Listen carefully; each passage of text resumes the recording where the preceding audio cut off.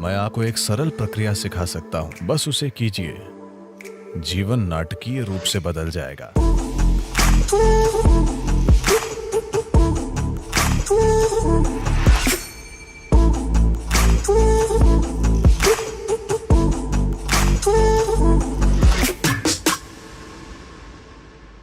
मैं आपको एक सरल प्रक्रिया सिखा सकता हूं, बस उसे कीजिए।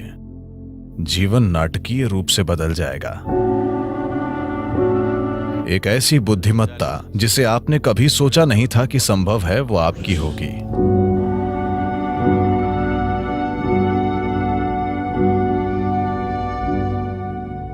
आधुनिक विज्ञान आज ये मानता है कि आकाशीय बुद्धिमत्ता जैसी कोई चीज होती है, यानी अंतरिक्ष या खाली स्थान में एक तरह की बुद्धिमत्ता है। ये बुद्धिमत्ता आपके लिए काम करती है या आपके खिलाफ काम करती है, ये चीज आपके जीवन की प्रकृति तय करेगी।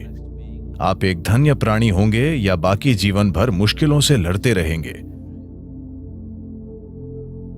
ये बस इस पर निर्भर करता है कि ये आकाशीय बुद्धिमत्ता आपके साथ कैसा बर्ताव करती है।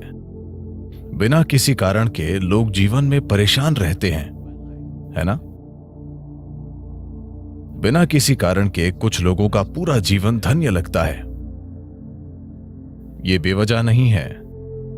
इसकी वजह है कि आप या तो सचेतन रूप से या फिर अनजाने में इस विशाल बुद्धिमत्ता का to get the cooperation of this larger intelligence which is functioning. सहयोग प्राप्त करने में सक्षम हैं। जब मैं आकाशीय या अंतरिक्ष या पांचवा तत्व कहता हूं, तो इसे पांचवा तत्व कहना ठीक नहीं है, क्योंकि यही सबसे अहम तत्व है। बाकी दूसरे चार बस उसके ऊपर काम करते हैं। मूल तत्व आकाश या अंतरिक्ष है, इसी पर दूसरे चार काम करते हैं। हम यहां एक गोल ग्रह पर बैठे हैं और यह घूम रहा है। पृथ्वी का घूमना, सौर मंडल, हर चीज। मैं चाहता हूं कि आप ये जान लें कि आकाश ने हर चीज को अपने स्थान पर थाम रखा है। आप अपने स्थान पर अपने आप नहीं बैठे हैं, इसीलिए नहीं कि आपके पास बैठने के लिए नितंब हैं।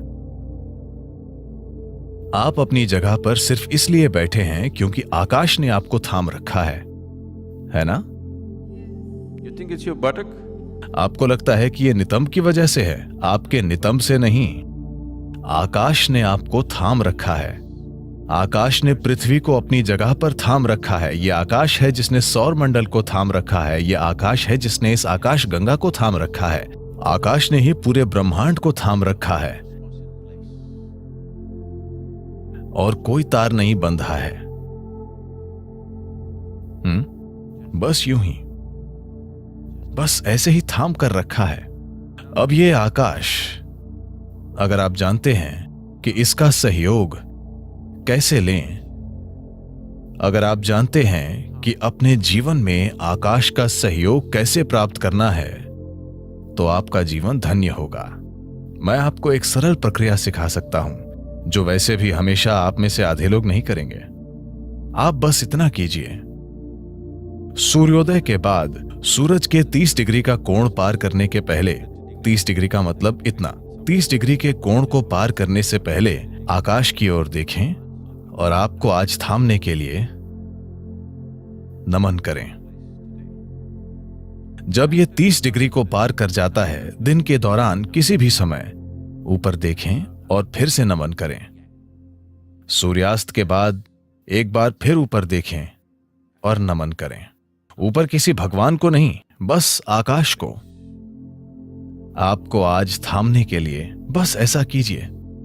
जीवन नाटकीय ढंग से बदल जाएगा। क्या आपने गौर किया है कि तेंदुलकर भी ऊपर देखते हैं? और क्या आपने देखा है कि सिर्फ वे ही नहीं, प्राचीन काल से जब इंसान ने युद्ध जीते या महान सफलता के क्षणों में,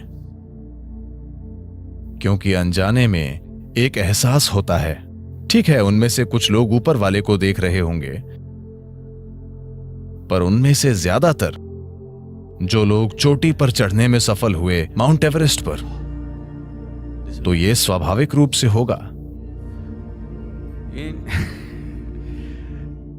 क्या आपने ये देखा है, चाहे वो भाव स्पंदना या साम्यमा, जब आपने अनुभव के शिखर को छुआ, तब क्या आपने गौर किया कि आपका शरीर आभार से भर जाता है?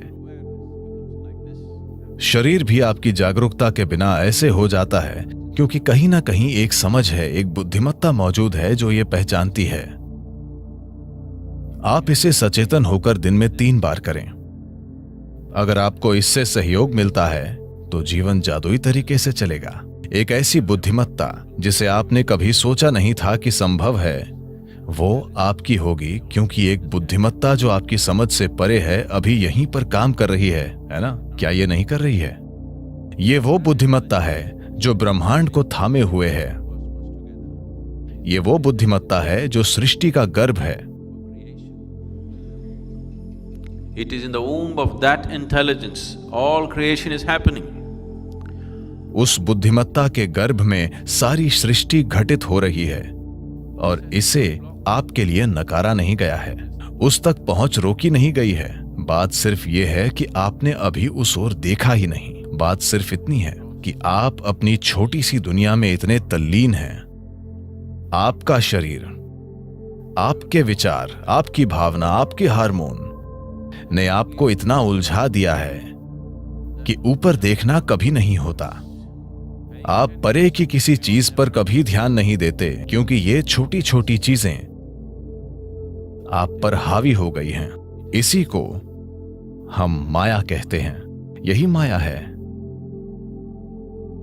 ऐसा नहीं है कि अस्तित्व मौजूद नहीं है, वो माया नहीं है। बात सिर्फ इतनी है कि ये माया है।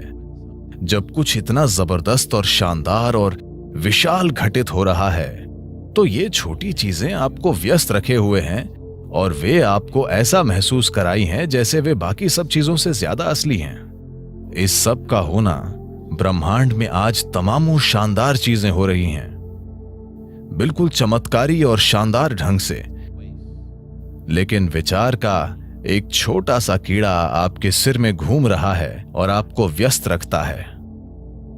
आया नहीं? यही माया है। क्या आप समझे?